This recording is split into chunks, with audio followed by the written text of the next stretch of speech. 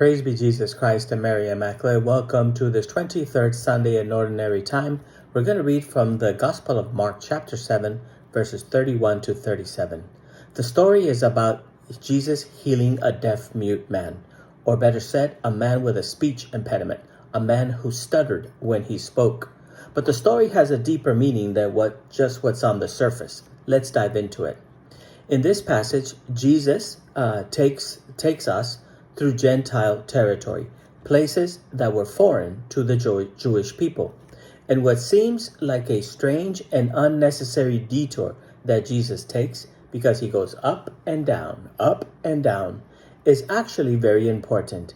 Jesus wasn't just wandering lost. He knew exactly where he was doing. His path was a sign that his message, the good news, was for all people, not just for Jews. And it's important for us to remember that as well, that the gospel message is not just for Christians. We already have it.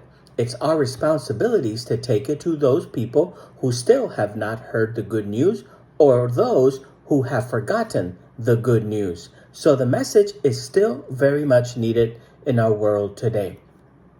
The gospel was meant for Jews and for Gentiles, for those that were considered outsiders. In this story, the deaf-mute man represents the disciples. They had trouble hearing and accepting Jesus' message. We heard last week that some of them even left Jesus. And because they couldn't accept his message, they could not share it effectively. So that's point number 2. We Christians, we have to fully accept the message of Jesus before we can try and share it to others. We cannot share that which we don't buy into. We cannot share that which we have reservations about. We cannot share that which we are not completely sure ourselves. We have to fully embrace, fully accept, fully welcome, and then share that with others. This highlights the crucial role of the disciples in spreading Jesus' message. When the people brought the deaf man to Jesus, they asked him to lay his hands on him. But Jesus does more than just laying his hands on him. He takes the man aside, away from the crowd. Lesson number 3. If you want to make changes in your life, you need to move away from where you are. You cannot expect to change if you remain in your same surroundings. You have to move away from the crowd, and performs a very physical and personal act on this man. He puts his fingers into the man's ears, and he touches his tongue with saliva. The gesture is intimate and even a bit surprising, but it shows just how deeply Jesus is involved in opening the man to the truth. Then Jesus looks up to heaven and sighs deeply, breathes deeply. And this sigh is not just a breath. It's a sign of the struggle that Jesus faces.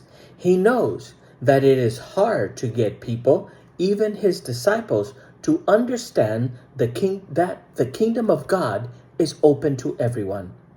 How hard it is even for us today. After 2,000 years, we still spend so much time and effort trying to decide who comes in and who comes out, who is welcome and who is not, who can partake and who does not. We don't yet understand that the gospel is for everyone.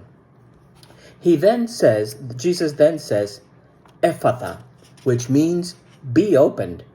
And immediately the man's ears are opened and his speech is free. This miracle is more than just about physical healing. The ears that are being opened and the tongue that's being freed symbolizes the disciples' need to open themselves up to the truth of God's love for all people, regardless of nationality, tongue, or background. It's not just that the tongue is loosened, the speech is loosened. And it's not just that the ears are open, the listening is open. And what a great gift that could be for us today, that we were able to open our listening, not just our hearing, but open our listening and loosened our tongue to speak freely. And to speak freely, I mean for my own thoughts, not to be a parrot repeating what everybody else has said before us. We must open ourselves fully to God's love and to share it with others, no matter who they are. At the end of the story, the people can't stop talking about what Jesus has done, even though he has asked them to be quiet. They cannot help but to speak to others about what they have seen and heard. They are amazed, saying, "He has done everything well." This reminds us of the creation story in Genesis, where God looked at everything that he had created, he had made, and he said that it was good, that it was very good. Jesus is continuing the work of creation, bringing healing and wholeness to the whole world. As we reflect on this passage, let us ask ourselves these questions. Are there areas in our lives where we resist God's call to love and to include others? Are we truly open to hearing and sharing his message with everyone, not just those we find comfortable or familiar? And third, Jesus is calling us to open our hearts, just as he opened the ears and the mouth of the deaf man. Can I allow Jesus to get that intimate with me and open my listening, my speech, my heart? God bless you.